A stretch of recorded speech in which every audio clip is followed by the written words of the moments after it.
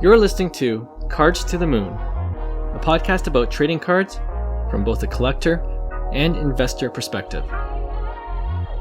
We hope you'll stick around for the ride as we take a deep dive into the state of the hobby, share some hot takes, hopefully some useful advice, and fun stories along the way.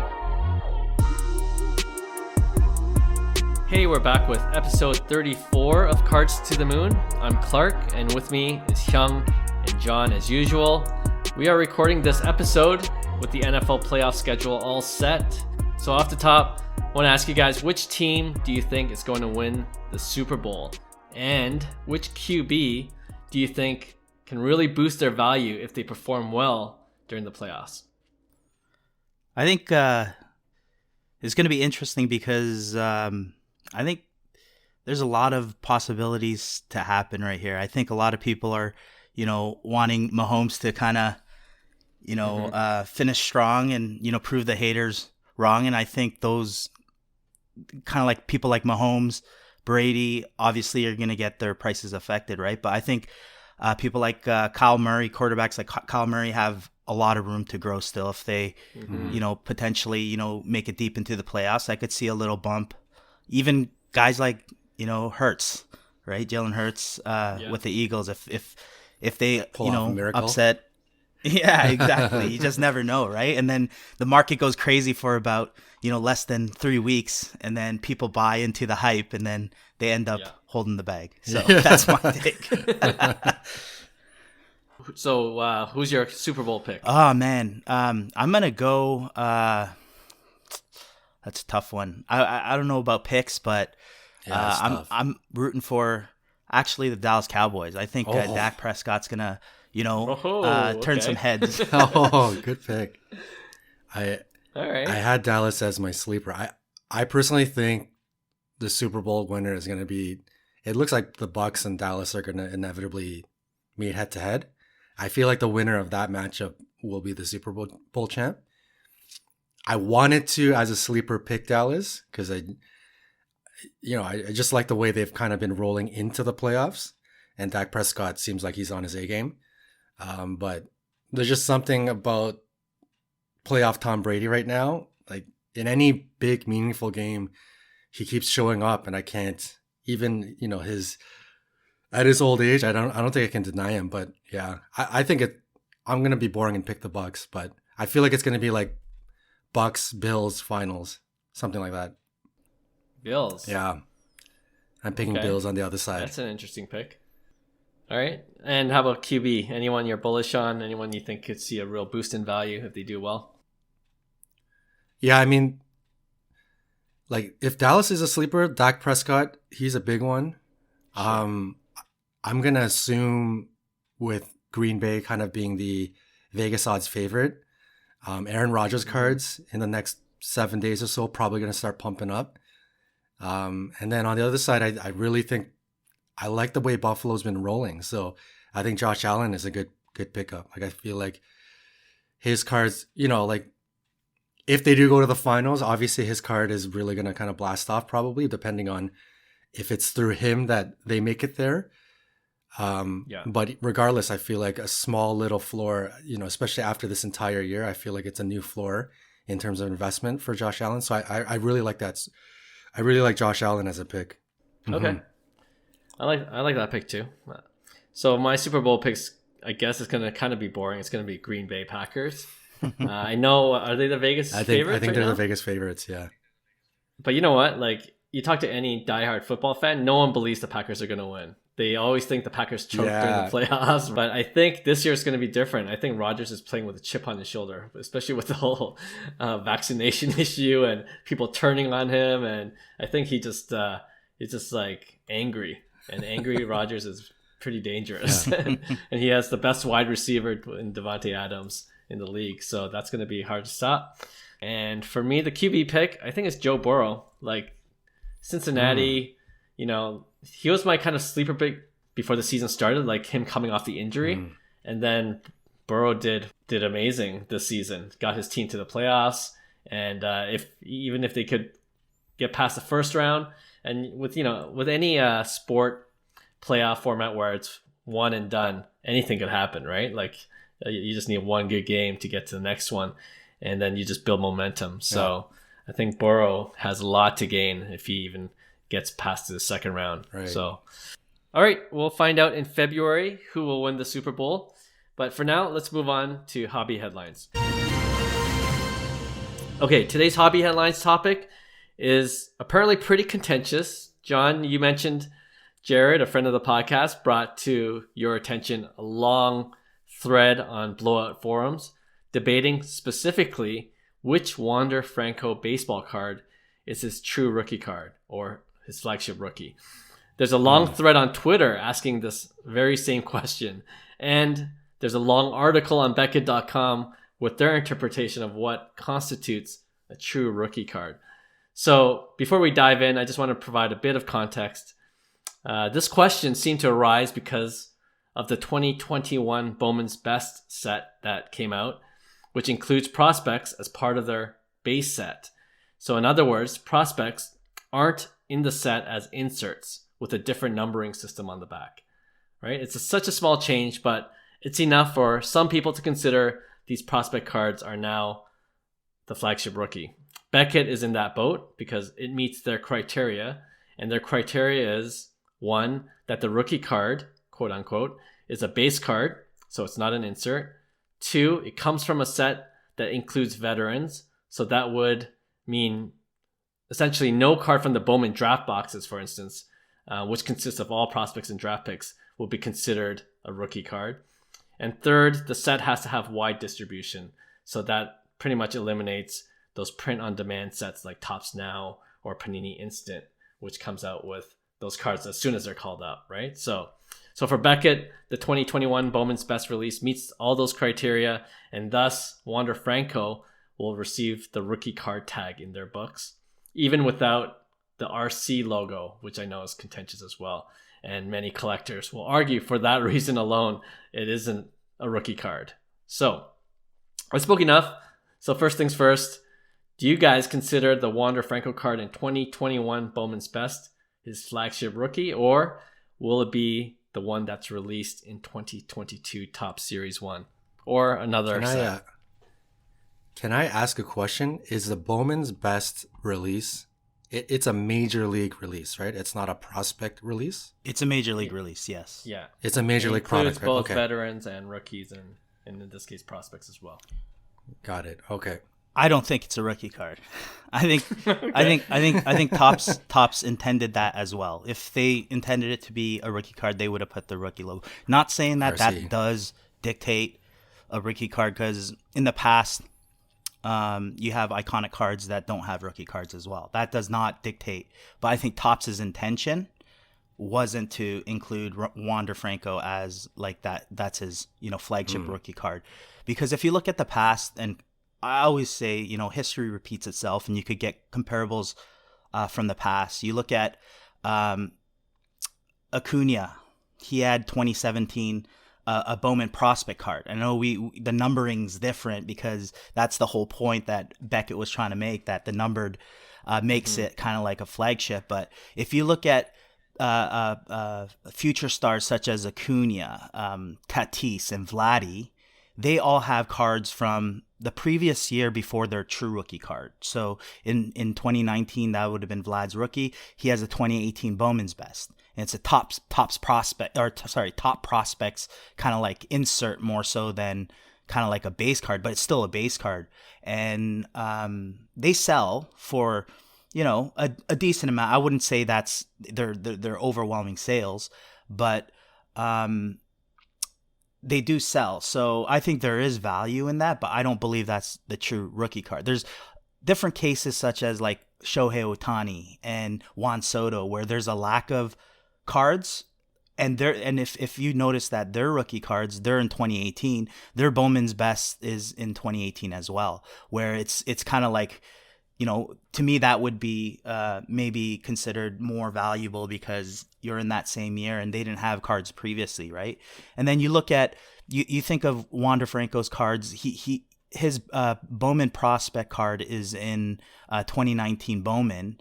So he's had numerous cards leading up to that. In 2020, even 2019 Bowman Draft, Bowman Chrome, 2020 throughout the year, and now 2021, right? So I don't think there's anything special with this Wander card, in my opinion. I still think it will sell because it only takes people to, think it. As long as people think it, there's always going to be a buyer who feels that there's value towards that. But based on previous sets, I feel like, people are going to gravitate towards, obviously, his Topps Series 1 card and also his Topps Chrome, which should be the flagship image of his Topps Series 1. And then you got your Topps Chrome Sapphire at the end of the year, right? So for me, I believe those are going to be his, really desired rookie cards, and obviously his Topps Chrome Rookie Auto. And it's going to be crazy, I think, because it's so difficult to buy his prospect, his first Chrome cards right now. But yeah, that's my 2 cents on the Wander issue. History tells itself, it repeats itself. The only difference with Wander's card is it has number 50 instead of BD whatever variation, right? So. Right. Okay. Yeah, I think Hyung's dead on in saying that it wasn't. I don't think this was Topps's intention for it to be a rookie card. Like it's pretty clear to almost everybody in the hobby that Topps is purposely leaving Wander Franco out of anything 2021 to make kind of like. In my opinion, personally, I think they're just trying to really juice up 2022 product. But for me, I think it is his rookie. I'm gonna go the other way because it's a major league product. It's a base card, and it's his rookie year. Like I think everything lines up. Now, does that mean this is going to be the rookie card that everybody wants? I don't think it's even the rookie card that I want because I love seeing the RC logo. It's come to be a thing that I like to see on rookie cards, right? Like Hyung, you mentioned, like we get upset at the blank slate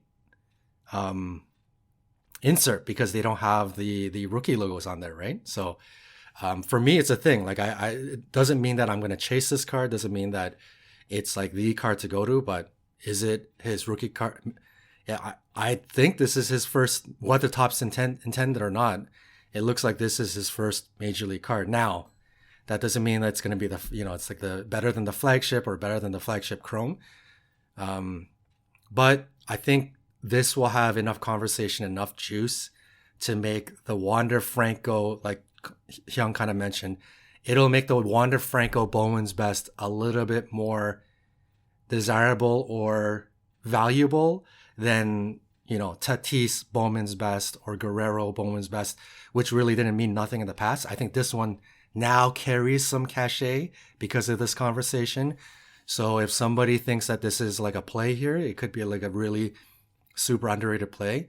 I don't blame them because I think there is going to be a small handful, a percentage of the hobby that views this as the true, quote unquote, like technical first rookie card. So yeah, my 2 cents. I don't have a strong position either way because for me, I even considered his first Bowman Chrome Auto his rookie card, and people always message me every once in a while. It's like, dude, that's not a rookie card. It's a prospect card. There's people passionate about not calling the first Bowman Chrome cards a rookie card. So, right. But, on every eBay listing, you're going to see rookie card on his first Bowman Chrome, right? And people just see that that's the major rookie card, quote unquote.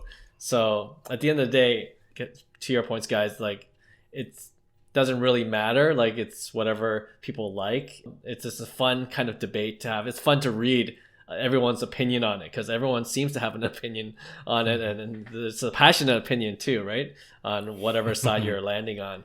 But I don't know. Well, I guess in terms of value, like the market will ultimately decide. I tend to agree with you, John. I think because of this debate and this discussion, Wander Franco's Bowman's Best card might have more value, relatively speaking, compared to other Bowman's Best rookies in previous years. But at the same time, how long does that last? Like, what's the percentage of the hobby that's paying attention to the small change of numbering that's causing this huge debate? Maybe in 10 years, it's so much easier just to look for the RC logo and say, oh, that, of course, that's his rookie card. But no one cares about the whole numbering fiasco that we're discussing right now, right? But yeah, I would love I personally like Bowman's Best. Like I ripped a box a few years ago, right? And love the on-card autos, and they look nice. I will say it's such an underrated set. Like right now, the release right now is 2021 Bowman's Best, and there are great on-card autos. We were talking about this earlier with John. I think the value is there. It's a fun rip. There's a lot of chances to pull on-card autos of even superstars. I know Trout, Ohtani, Miggy Cabrera, all those guys are in there, including the top prospects of 2021 from Bowman, Luis Rodriguez, Christian Hernandez, all those guys as well. So I think it's a great affordable rip, and it's one of those things where just like Stadium Club Chrome, all the hobbyists and the true hobbyists really like the product, right? So I think that's important, and I kind of hope it stays that way, because I don't like when people just because a lot of people just want the first Chrome and everybody's fighting over it. Right. Meanwhile, the Bowman's Best or Stadium Club Chrome never gets love, but then you want a cheap fun rip, and sometimes you pull some crazy cards out of those, and it makes ripping that much enjoyable. So totally agree. Hyung, you said it. The bottom line is that it's awesome to see that Bowman's Best is getting love here beyond, the debate, right? So it deserves it, man. Bowman's Best, it's a classic. So I want to ask you, Hyung, you mentioned that you don't consider Bowman's Best, Wander Franco's Bowman's Best card, his rookie. Right. So moving forward then, especially with Fanatics buying Topps, so we kind of have that security that the Topps brand's going to hang around now. For sure. Do you think the rookie card of any player will only come, the flagship rookie I'm talking about, will only come from Topps Series 1, Series 2, or Update, whatever set they come in? I think for the most part, because it's spread out throughout the season, and obviously you're going to have your Bowman Chrome releases as well. So it's like it's a mixture of prospect and your major league players. So I think obviously Wander Franco is going to have a Bowman Chrome rookie that's not as desired as Topps Chrome rookie. It's just the way it is, and I think they're going to keep it that way because you don't want to overflow it. They overflow it with the products, the niche products that like the stadium clubs and all the other smaller subsets that come in between that will have the Wander Franco options, the smaller cards of him, Topps Finest and stuff like that, right? But 100%, I think it's going to be Topps Series 1 and Topps Chrome. To be honest, is your go-to, what you're looking for. Yeah, a lot of people feel that way. So stupid question is the history behind the word flagship, because that's a relatively newer term, right? Like in the last 10, 15 years.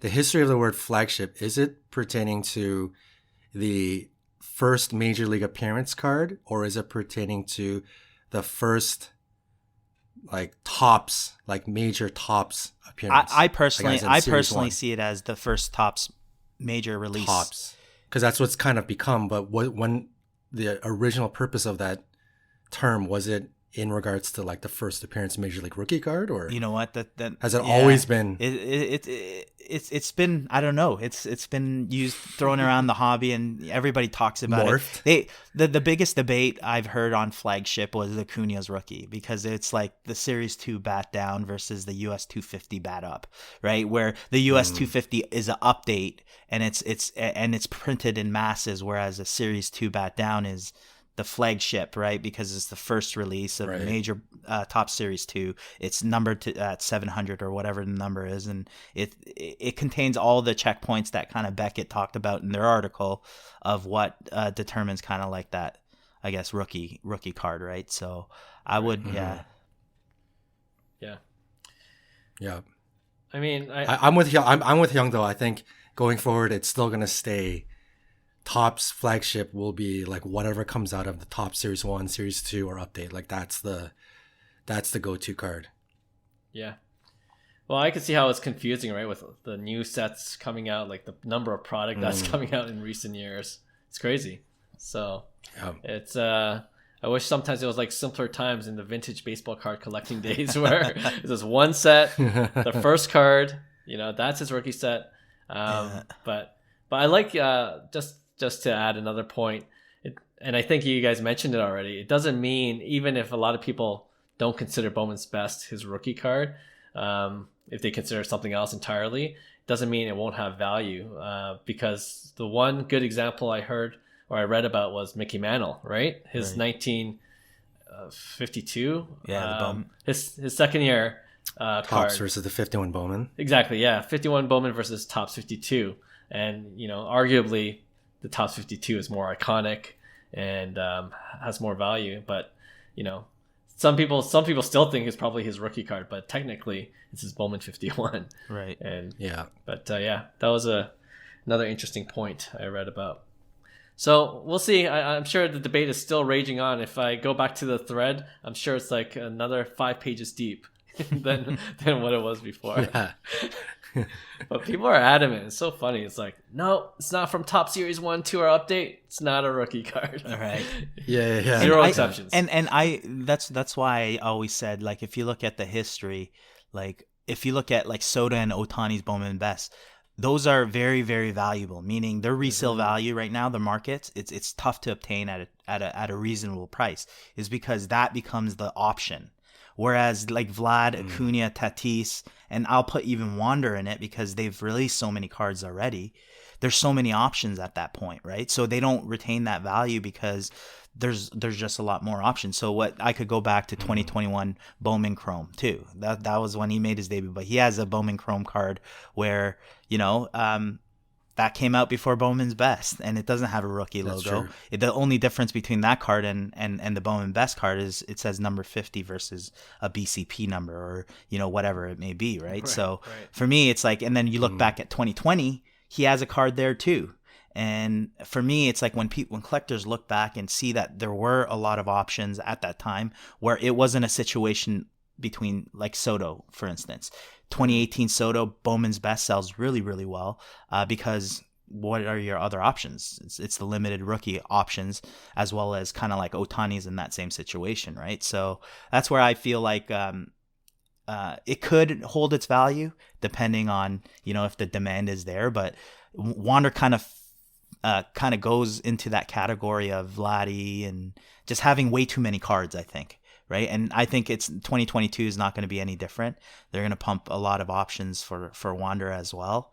And then you're going to have a flood of Wander Franco. But I think his Bowman, the 2019 prices will sustain itself. I think that's the biggest supply demand monster. And his Topps Chrome and Topps Chrome Auto are going to be out the roof. Yeah, agree. Agreed. All right. I guess can't wait to hear the feedback that we get from after this episode airs from either side. It's telling us we're right or we're wrong, but good debate nonetheless. Okay, so we haven't done this next segment in a while, but I thought we would bring it back for this episode, and it's called Fast Five. So in Fast Five, I'm going to list 5 cards for you guys, and you tell me if you're buying or if you're selling. And the list I have comes from Beckett.com. In a recent article they published, putting out or listing the top 21 cards to be released in 2021, last year. Not in terms of value, but more in terms of what left a lasting impression on the hobby. Okay, so they listed 21, but I'm just going to list the top 5, and I'm going to count in reverse order, starting with 5. All right, and then you tell me if you guys are buying or recommending to sell for anyone that has these cards. So number 5. The 2020-21 Panini Prizm LeBron James, number 1. So we talked about this last episode. It's the Kobe dunk tribute. That card obviously got a lot of attention. It comes to number 5 on the Beckett list. What do you guys think? Buying or selling? I'm a buy. I think with the $204,000 sale of the parallel, I think everything follows after that. It's an iconic card just because of that sale. And right now the base cards are pretty cheap. I think floating around a PSA 10 is going for about $200. I think as time goes by, it's going to be one of those cards that a lot of LeBron collectors want. And yeah, I think it's going to hold its value because of that iconic sale of $204,000. Okay. John? I'm a sell. And LeBron hater. I agree. I actually agree. I knew that was coming. I actually agree with you guys that it will become an iconic card, if not already. and it's actually a really good long-term investment. I agree. But I say sell because there's just not enough population right now. I don't think, other than the big boys like a gold or gold wave, like those numbered cards, there aren't many that have really gone to PSA, right? So as PSA starts to lower their, their prices, and let's say in 2022 they go to $50, you are going to see tons of these come out of the woodworks. And I think right now you're paying whatever, like $1,200, $1,500 for the silver. Like I could see by the end of the year, like that card coming down even more. So I think there is going to be a time to buy it.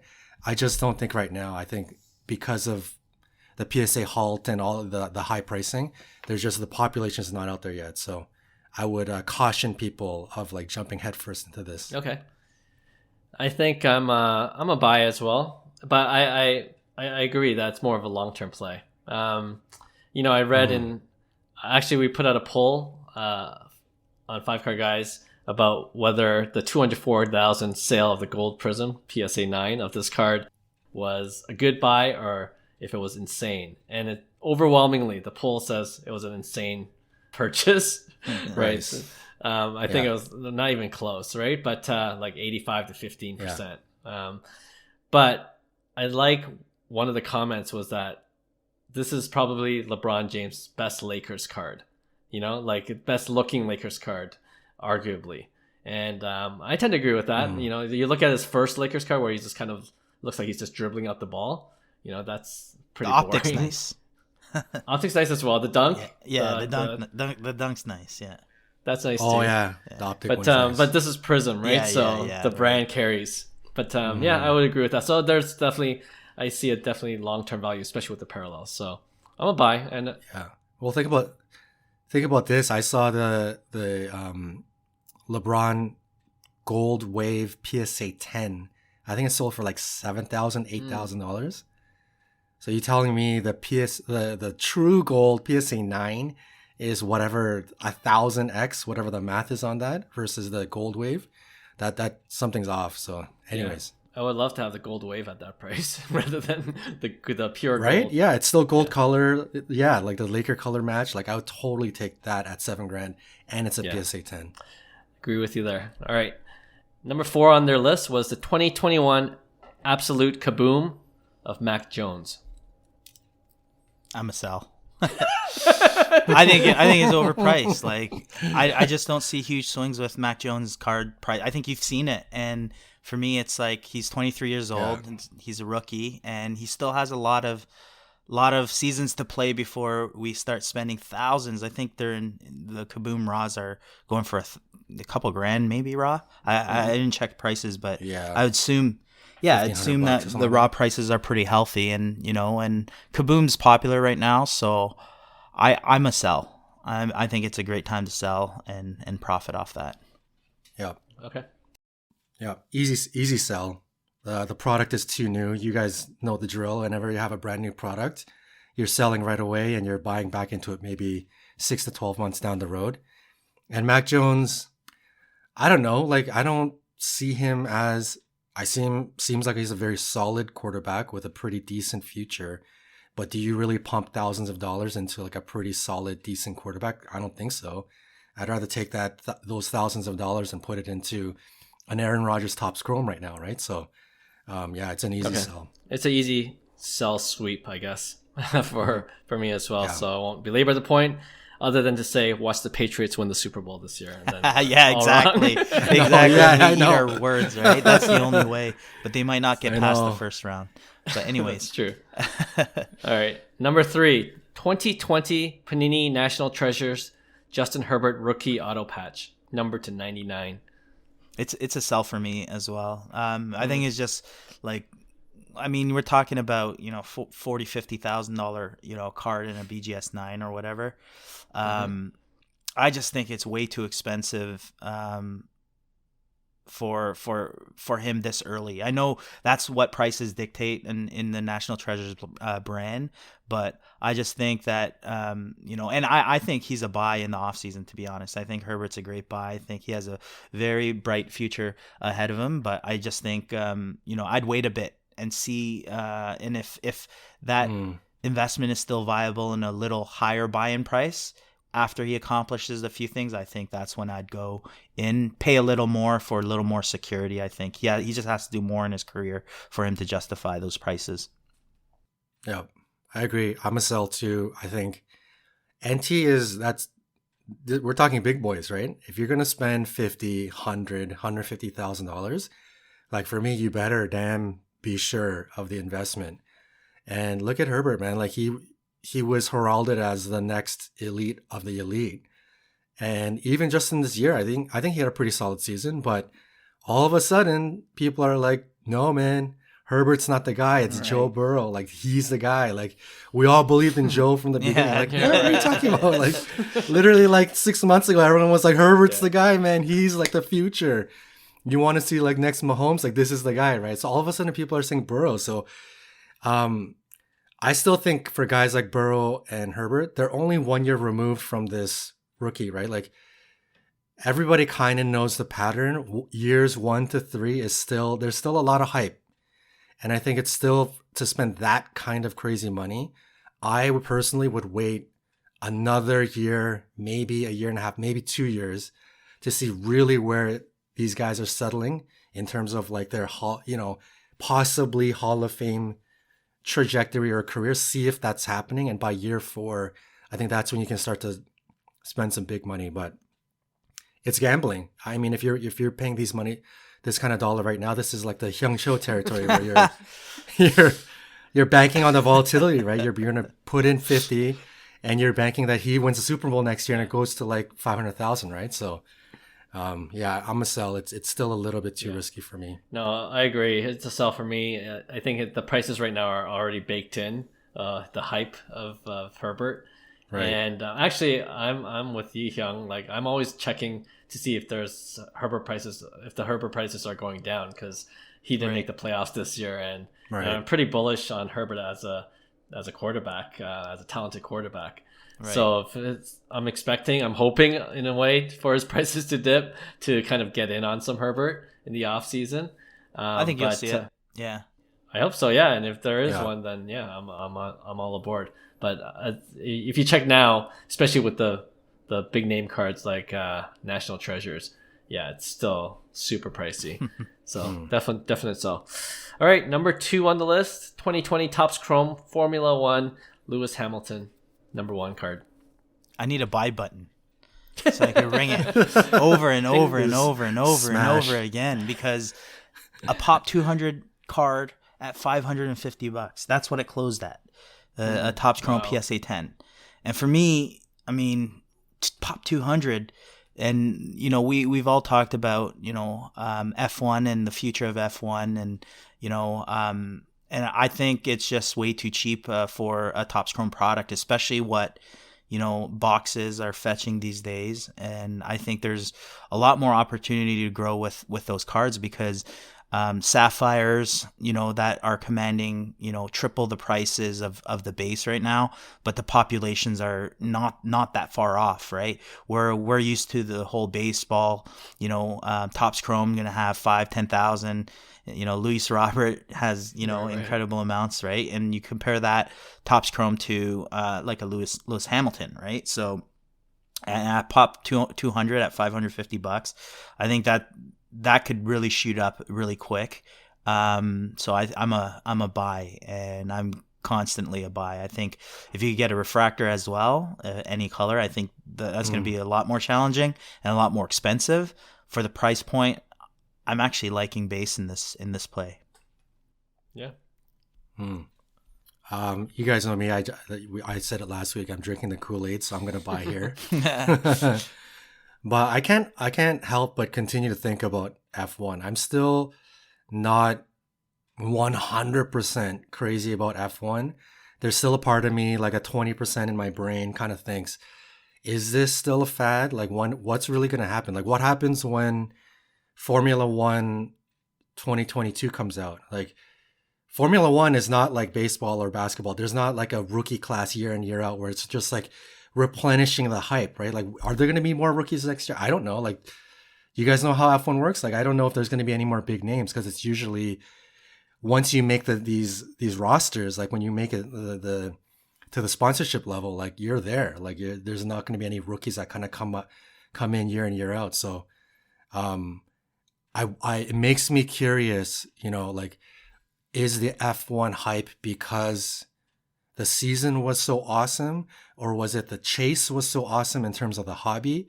What happens to that chase next year when the product is not as desirable? Like everything you're going after is second years of Verstappen, quote unquote second years of Verstappen and Lewis Hamilton and all that stuff. Does that make it, does that deflate it a little bit? I don't know, right? So I'm still a little hesitant overall, but in terms of like the first release of Chrome, Lewis Hamilton, I think that's rock solid out of anything. So I'm a buy on it. Okay. Yeah, I said LeBron James, the number 5 card, was a long-term buy. I think Lewis Hamilton's a short-term buy for me for sure. And I agree with you with all those points that you mentioned, John. I don't know where F1's going. I'm not that knowledgeable about F1, other than I know that's very popular right now. Netflix is pouring a lot of money into the sport right now, so the marketing is there. So definitely in terms of the short term, especially for 2022 going into 2023, yeah, I think there will be a demand for Topps Chrome Formula One cards, and especially with Hyung mentioning how low the pop is and how much PSA 10s are going for, that's a buy for sure at this price point. So yeah, for me it's a short term buy to see if I could do a quick flip and then kind of gauge where F1 goes as a sport in the future.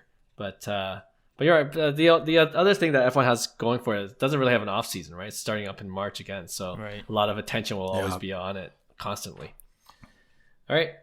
And number 1 on their list, unsurprisingly, is the 2020-21 Panini National Treasures again of LaMelo Ball rookie auto patch, number 299. It's the same thing. It's the same thought process to sell.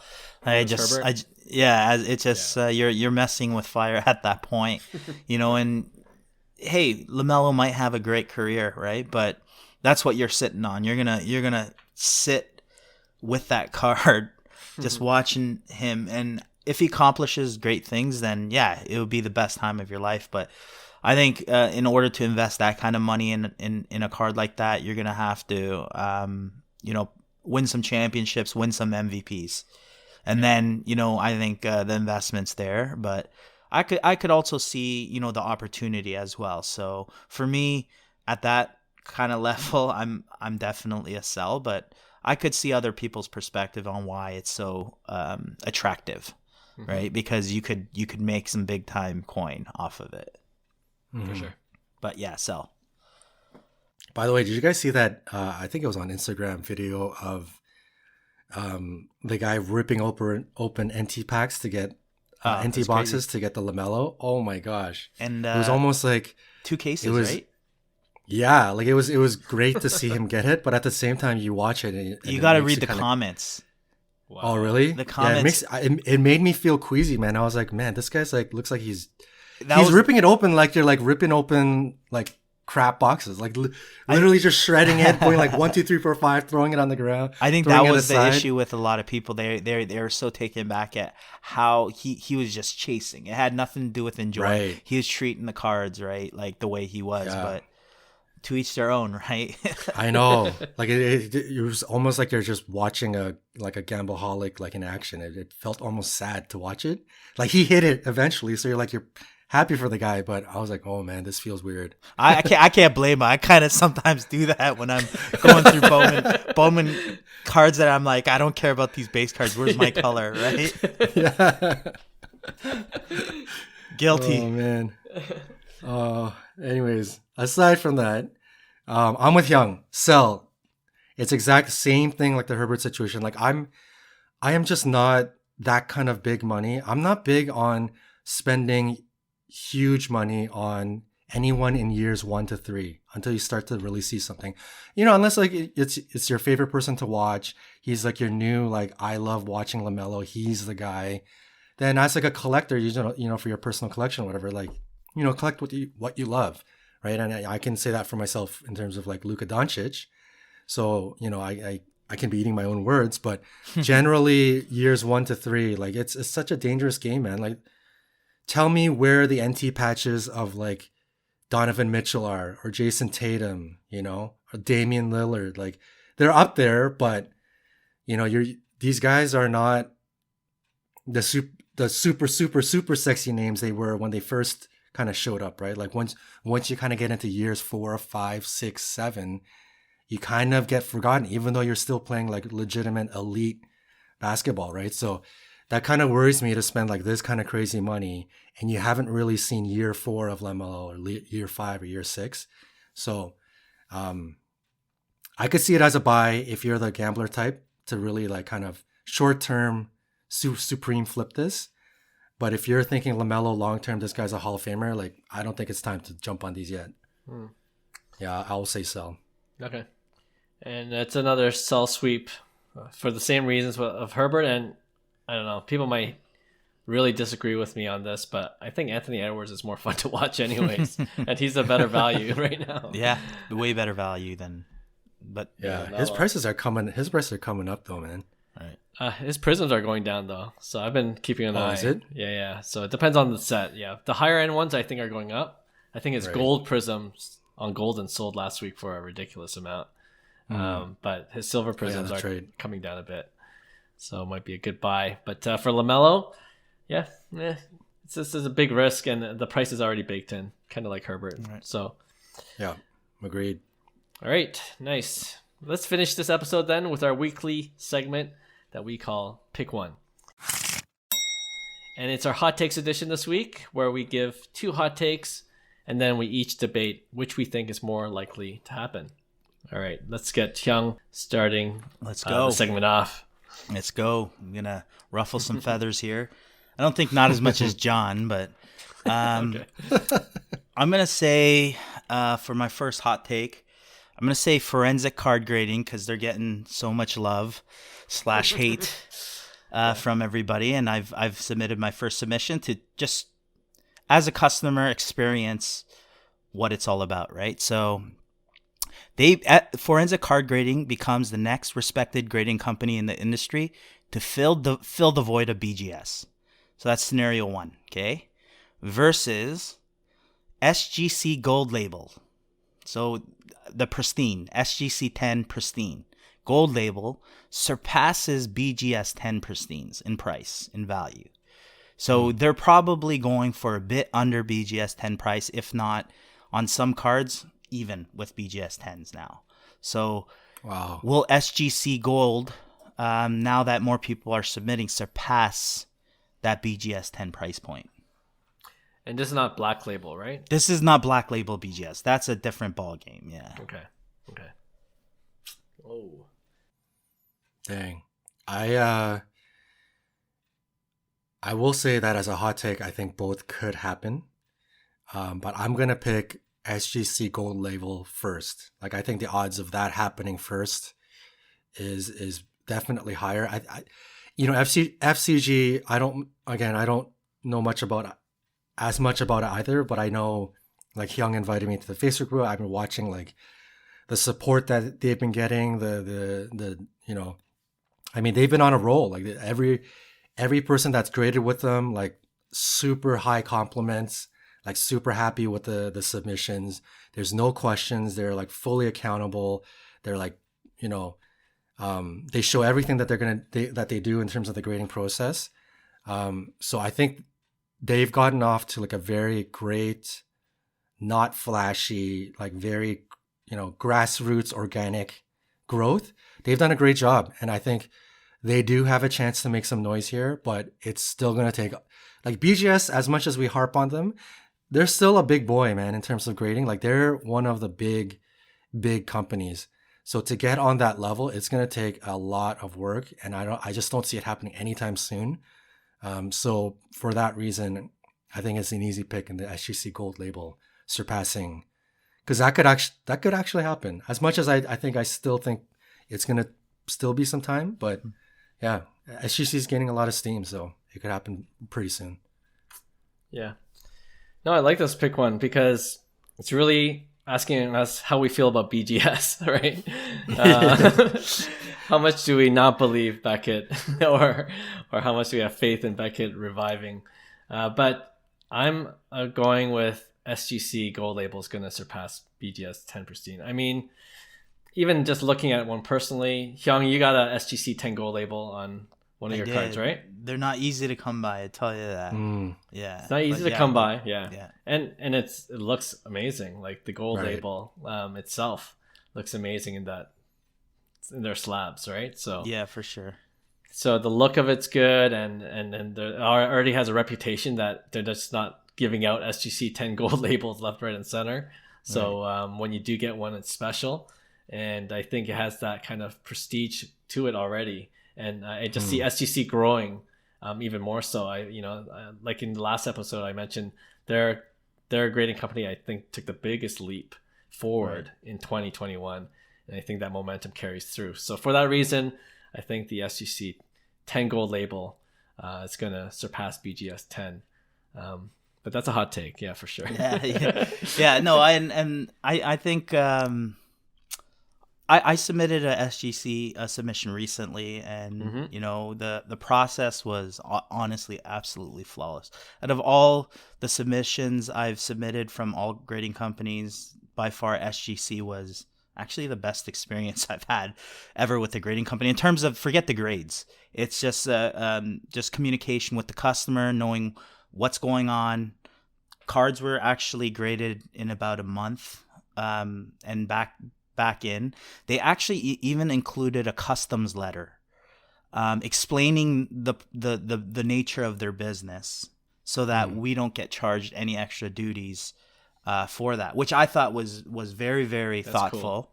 Yeah. And the way they presented it, the opening experience, was top notch. And more so, I think people don't realize the photos don't do it justice, SGC slabs justice, until you have them actually in your hand. So I do believe I've submitted with SGC, and I think they are the up and coming as well. They're doing well.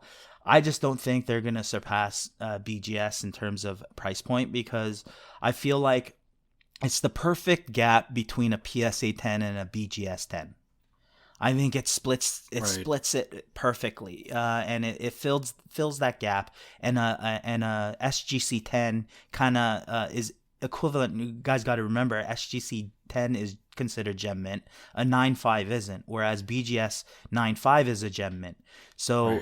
And SGC 10 sells for about a BGS 9.5, right? So the value actually is surprisingly picked up with SGC on some of the kind of like more bigger cards. But with all that said, I'm gonna actually say Foresnic Card Grading becomes the next respected grading company. And the reason why I say this, and I know they've got a lot of bad press, and I'm gonna say it outright, that was unjustified, I think, because for me, I've seen this company go from ground zero, and kind of their intention and the need for kind of like having a transparent grading company that is affordable, that I can grade my cards for less than $25 a slab, right? And for me, I just need to know the grade, so that when I do eBay transactions, I know there's no funny businesses, no swap cards. I know what I'm selling. People know what they're getting. If they, decide to, crack it and submit to PSA 10 because, their subgrades popped well and they only paid like $25 for it, then great. There's extreme value there. The problem with right now, and a lot of people are, experiencing this, is it's either SGC right now at that price point or nothing else. And the problem with subgrades is you get a 9.5 SGC, you kind of really don't know what you get, right? So I that's why I actually like BGS, because of their subgrades, because you actually kind of have a good idea of what the card is. But at that $250 price point, there's nothing to fill that void right now in the service that I need. Right? I'm not saying I'm sending every single card there, but it fills a void that is needed in the industry. And for me, that enough is a strong enough reason to believe in a company, because when you see their operations and see the customers, and you actually become a customer and experience that whole kind of like experience of the grading process, and then it leaves a good kind of feeling about it. And for me, has nothing to do with the resale value. I care less about the resale value. I want to know what my cards are, right? So that I could make the right moves in terms of my collection. And for me, like FCG kind of fits all those kind of check marks, and their slabs do look great, right? So for me, it's needed in the industry. Will it be easy? Absolutely not. But I believe that before anything, and this is a super hot take because they have a lot of work to do. They have a lot of work to do, but I think they're going to fill that void that's needed, right? And I've submitted a 50 card submission to SGC, and I submitted a 50 card to FCG, and both were needed. I handpicked each one for each company because I felt that was the best move kind of for me and my collection, right? So I'm going to go with the other side of the hot take and say FCG is going to become the next respected grading company to fill the void of BGS because I've become a customer. I can see that though. I can see that. Yeah. The problem with your thought process is like 99% of the hobby cares about the values of their cards as they send it to grading, which is the unfortunate part. For right? sure. That's And why, that's why what everyone I mean. sends the PSA, right? But that's when they lose money. They realize when they don't get a PSA 9 or better, right? Yeah. They were better off just submitting to FCG in the first place and then selling it for cheaper. Yeah. Right. So for me, it doesn't make any sense if that's the justification, because then you're just gambling with PSA. PSA 10 is not guaranteed that you're going to get a PSA 10. That's the problem. Yeah. Right. And that's assuming that all cards are going to PSA 10. But then if they PSA 9, where's the losing point at that grading cost is what I'm saying. But at $25, you're basically 1 out of every 4 cards compared to PSA 10s. Right. So for me, that's just the justification side of kind of like, because I weigh out my option. Should I send this to, FCG or PSA? It doesn't make sense if it PSA 9s. Absolutely it doesn't. And if I see that it does, then there's zero value in sending it to PSA, right? If I'm looking for value, straight up value. And that's what people do, is this is how they lose money. Yeah. I personally, on a personal level, I do hope that they gain a lot of steam, because the price point to also get subgrades. Right. I mean, it's awesome, man. So even to know what a professional thinks of the subgrades of that card that you're sending in, like that's a lot of value even at that price point. So you're right. Sure. Yeah, for sure. Good one. Wow, good one. Okay. So since we talked about this in hobby headlines, I'm going to stick with the program. The hobby, this is kind of going back to hobby logic, but the hobby will accept the 2021 Bowman's Best Wander Franco as his first true Major League rookie card, or the hobby will accept Topps Dynasty as the flawless NT of baseball. Now, we all know Topps Dynasty. Like, I personally think, like, completely unbiased point of view, like just looking at the cards, the design, the patches, the autos, I think they're beautiful, but the hobby thinks they're like complete trash, right? And the baseball, baseball is one of the finickiest of hobby spaces. You got so many old school collectors that are like stubborn right to the end about their values and beliefs. And I really, anyways, I'll get into it after, but just some context on Topps Dynasty. And then we talked about the Wander Franco. So what do you guys think in terms of hot takes? Like, hobby will accept the Wander Franco as a true rookie, or the hobby will accept Topps Dynasty as sort of like the true baseball version of flawless NT? Go for it, Clark. How much does Topps Dynasty go for? Is it a high end? Some are. I think some can get up there, but I think isn't it like $400 or $500 a box, and it just comes with the one card. It's a 1 card box, right? Yeah, it's a 1 card. Yeah. Okay, I'm going with Topps Dynasty will be accepted as the NT. I think it's supposed to be. I think that was the intention of Topps, to make Dynasty one of their more elite, more higher end cards. That experience of just ripping a box and getting one really nice card. And yeah, sure, the hobby might not see it as prestigious as NT, or the look of it is not as prestigious as NT, but I think Topps can make it better somehow. Listen to some feedback and still keep that Topps Dynasty product line year after year. So there's improvement that can be there, right? And when you compare it to our debate on Wander Franco, I mentioned I don't really have a strong position either way, but I just think it will be easier for the hobby to recognize Top Series 1, 2, and Update as a rookie card, and to explain why others consider Bowman's Best as a true rookie card. I don't know if we're going to have that debate in even next year or the year after, and it's just going to be a moot point. So I think, maybe both are not as likely to happen, but I think the Topps Dynasty is closer to reality than Wander Franco's Bowman's Best being the true rookie. Hey, Hyung, is Topps Transcendent bigger than Dynasty? I wouldn't say bigger. It's a lot more expensive. It's the most ridiculous, expensive, overpriced set that ever existed with a terrible resale value. It's like the worst of the worst worlds. So I'm gonna go actually with Clark on this as well. It's like, I think when 2022 Bowman's Best Wander Franco with the rookie card logo comes out, people are going to forget this whole conversation existed, right? So it's like, I mean, for me, you're right. Like, how Topps Dynasty has not marketed that product to be their number one product, it boggles my mind. And maybe with the helps of Fanatics, being able to actually market product properly, right? Because Topps was limited to what they know, and they really don't. I wouldn't call them a marketing company. They just kind of fulfill the demand that's kind of just in the industry. I think potentially, the Topps Dynasty brand, or maybe they rebrand it, but they use the same RPA style as basketball essentially, and go hard on it in baseball, and those should be the most valuable cards, right?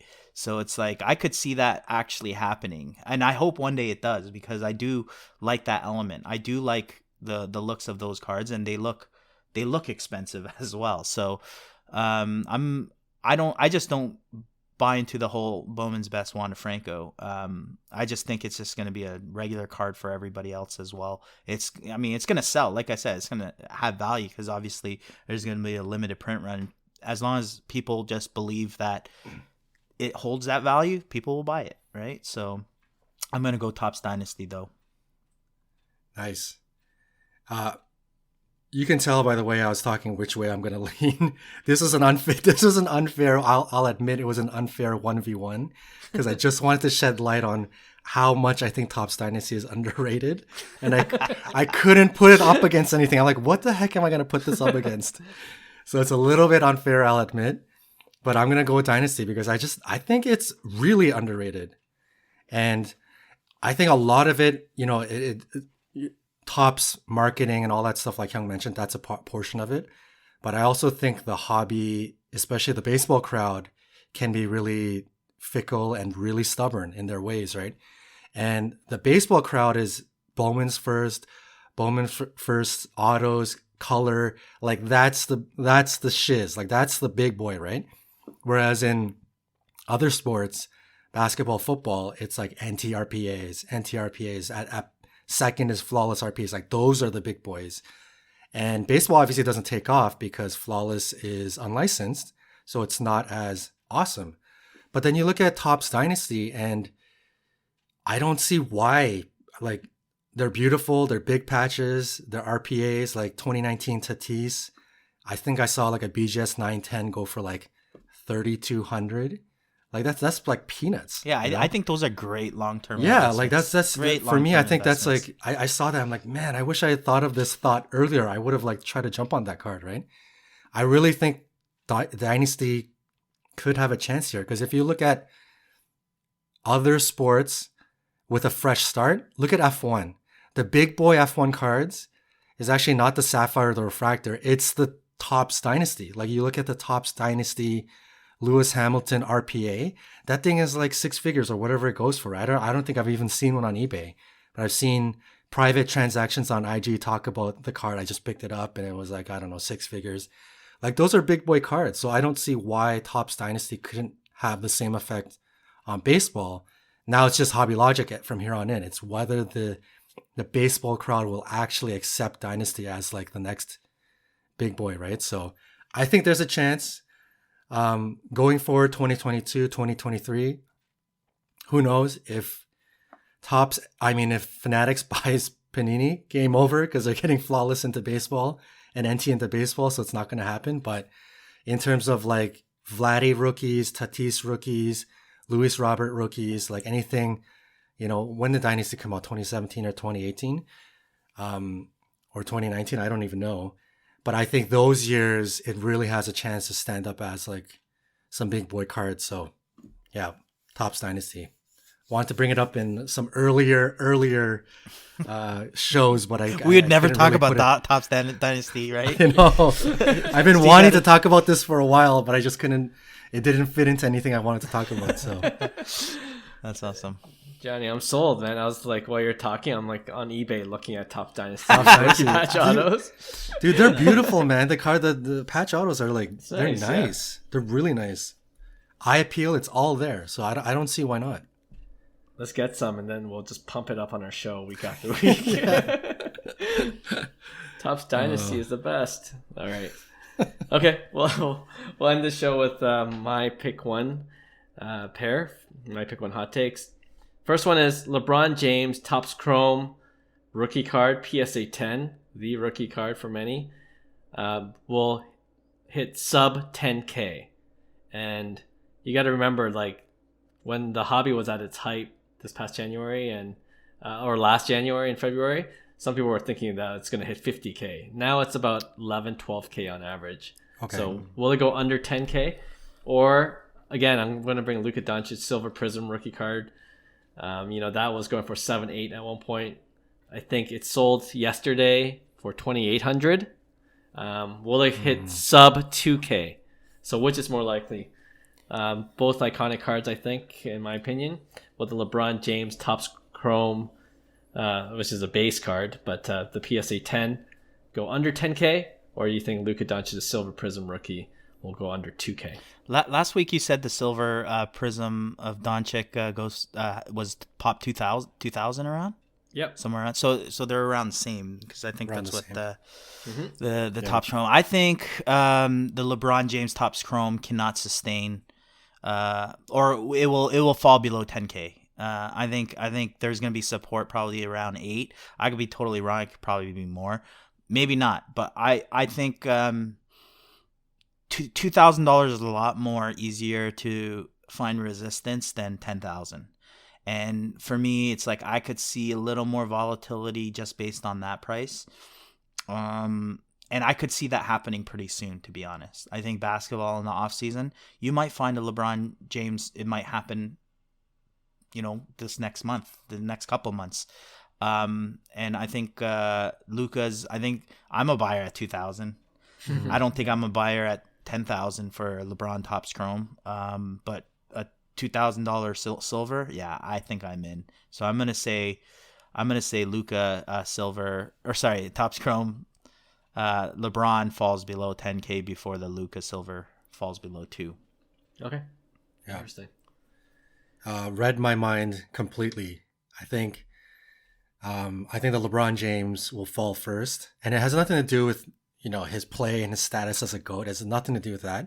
It's just the amount of clients and people that have the ability to purchase at 5K is such a different number than people who can afford something 2,000 or less. And they're both floors. Clearly, it's a round number. I think 10,000 is certainly a floor in terms of like investment value for 2,000 and 10,000 respectively are both floors. So we'll see which one kind of tests the waters. But $1,900 for Luka Silver, I think there's gonna be so many buyers at that price point. Versus, LeBron James going to like 9,700, 9,500. I still think that's I think it's still long term. It's a great buy, and it's probably a great number. But who has, there aren't many regular Joes out there that can just spend 9,500 US on a whim. So I think it's just gonna be so much tougher for that card if both are falling, let's say, at the same rate of the market. It's just going to be such a harder price point to hold than the Luka at 2,000. So, yeah, I'm picking the LeBron first. All right. Damn, I thought I could get you with pumping LeBron. Not Johnny. I know. Damn, I should have known. Yeah, that's a throwaway vote right there. Oh, come on, man. I'm a hater, but I'll still appreciate the investment. I'm gonna think of a 1v1 where he obviously has to choose LeBron. LeBron is better than DeMar DeRozan, or I don't know, this year. Yeah, seriously. Yeah, it's gonna be a sweep for the same reasons. But the fact that LeBron was at 30K at one point, or hitting that's 30K, crazy. Yeah, and you look at it now, that's a huge price drop. And then some people might factor in the LeBron is arguably playing much better than Luka, although he's been injured. But in terms of stats, like LeBron is top 3 scoring. He's playing out of his mind right now. Yeah, crazy, right? And Luka's still, I looked at Luka's stats last game, which is a couple days ago, triple-double. So I think he's kind of back. It's a normal day for him. Yeah, it's like 14 rebounds, 14 assists, and 22 points. I'm like, okay, I'm investing in Luka still. I hope people are still sleeping on Luka, because I hope so too, man. Seems like a lot of people are. But I could see LeBron going under 10K. More than Luka going under 2K. All right, another fun show, guys. Thanks again to all of our subscribers of the show. And if you're a first-time listener and you enjoyed the show, we appreciate if you give us a 5-star rating. And if you subscribe, you'll get a notification every time a new episode drops, which is on Tuesdays. Plus, you can also follow us on Instagram at Cards to the Moon, where you can DM us any questions you have for us. All right, thanks again. We'll see you again next week. Bye. Hey, thanks for listening to Cards to the Moon. We'd really appreciate you subscribing to our podcast wherever you listen to your podcasts. And you can also connect with each of us on Instagram at 5cardguys, or you can follow Hyung at Integrity Sports Cards, or John at TradeU at Recess. You can also check us out at 5cardguys.com. Thanks again, and hope to connect soon.